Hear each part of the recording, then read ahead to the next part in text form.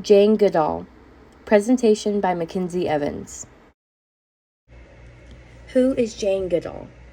She was born in April 1934 in London, England, which makes her 91 years old. Before Jane Goodall became a world-renowned ecologist, she grew up in Bournemouth, a city located in southeast England.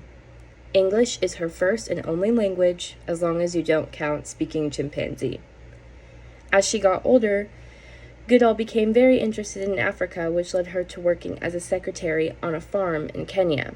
Fun fact, Jane Goodall's father gifted her a chimpanzee toy, which she says was one of the first things that drew her to these animals. She still has the chimpanzee toy to this day. After conversations with Louis Leakey, a paleontologist, he sent her to study primates in London. A few years later, Leakey raised funds in order for her to get her PhD at Cambridge, earning her Doctor of Philosophy degree in ethology.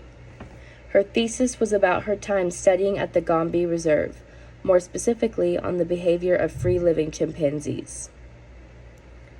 Goodall conducted extensive research on chimpanzee social and family life in Gombe Steam National Park, which is located in the United Republic of Tanzania. Findings in the Gombe Steam National Park research. Jane Goodall, during her research in the 60s, disproved two scientific ideas that were held at the time, those being that only humans could construct and use tools, and that chimpanzees were vegetarians. She witnessed the chimpanzees fishing for termites by sticking a blade of grass into a termite mound and removing it with termites on the blade. Her findings were among the first pieces of evidence for the similarities tying humans to chimpanzees. And her connections made about chimpanzee behavior is still referenced today, 60 years later. Why I chose Jane Goodall. As I learned about Jane Goodall very briefly in my high school environmental class, I was genuinely inspired by her passion for these animals.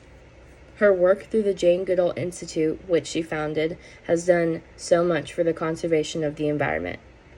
Here are some quick numbers of some of the impacts made by her institute. 3.4 million acres of habitat covered under conservation action plans. 5,000 plus chimpanzees and gorillas receiving care in a sanctuary managed or supported by the Jane Goodall Institute. 309 scholarships provided to young women to support their education. The environment is something that is sacred and is quite a bit harder to restore than it is to destroy. The work of Jane Goodall in preserving the environment, as well as her primate research, are extremely important to highlight and continue supporting. Additionally, her support for young women getting their education is so incredible and inspiring.